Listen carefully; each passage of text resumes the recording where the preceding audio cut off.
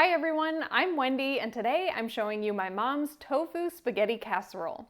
This is one of our favorite meals. Let's get right to it. I'm starting with the tofu.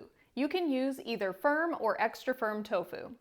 And I didn't press this, but I did wrap it in a towel and gently squeeze out a little bit of the extra water. Then you can either crumble it or grate it. I'm using a box grater here, and when it gets to the end, it might start to crumble, so you can just crumble up the rest. To the tofu, I'm adding 1 tablespoon of low-sodium tamari. If you are salt-free, you can feel free to leave this out. It's not necessary, and the final casserole still tastes delicious if you leave out the tamari. Then I'm also adding a tablespoon of balsamic vinegar. I'll toss that around a little bit to mix everything up, and then set it aside until we're ready to assemble the casserole. Next, I'll start heating up a pot of water for our noodles. We like to use these millet and brown rice noodles because they cook so quickly. After the water's boiling, it only takes 4 minutes, but you could feel free to use whatever other pasta or noodles that you like. While the water's coming up to a boil, I'm also heating a large skillet. And I don't use any oil in my cooking, but even if you're using stainless steel, you don't have to worry about things sticking. One trick with stainless steel is to make sure that your pan is hot, and the best way to test that is to flick a little bit of water onto the hot pan, and when it's ready, the water sort of rolls around like beads. So then I'm adding my onions and bell peppers. And depending on the size of the bell pepper, I'll use 3/4 to 1 whole bell pepper. This one was pretty small, so I used the whole thing. Today I'm just using a green bell pepper, but you could use whatever colored peppers you like. As you cook your veggies, if anything starts to stick, you can always use a little bit of water or vegetable broth to deglaze the pan.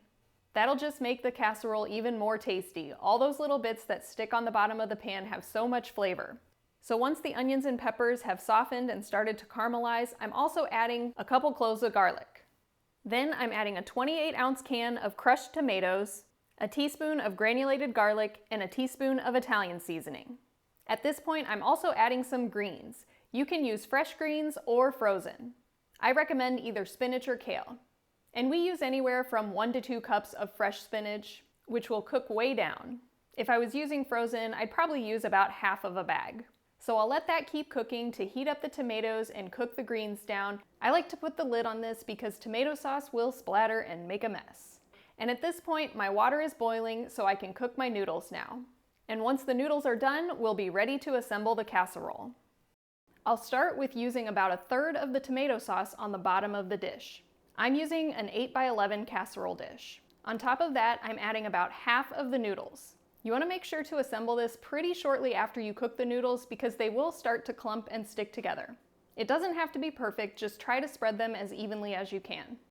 And then I'm adding a little more than half of the crumbled tofu. I like to put a little more in the middle layer and then just have a little bit for the top. Then I'm adding another layer of the tomato sauce, once again using about 1/3 of the sauce. This casserole is sort of like making a lasagna. Next, I'm adding the rest of the noodles evenly over the top, followed by the rest of the tomato sauce, and then the final layer is the rest of that crumbled tofu. Once it's assembled, I cover it with foil and I'm going to bake it in a 400-degree Fahrenheit oven for about 45 minutes. After 45 minutes, I'll take the foil off and cook another 10 to 15 minutes until the top starts to brown. And after that, you can let it cool and it's ready to eat. This casserole also freezes really well, so it's great to keep on hand for those days when you don't feel like cooking, and it's also great to give to a friend who might be sick and in need of an extra meal. And this casserole is delicious as is, but if you want to take it to the next level, you can sprinkle a little vegan Parmesan on top. We like to use sunflower seeds, hemp seeds, nutritional yeast, garlic powder, and some Italian seasoning.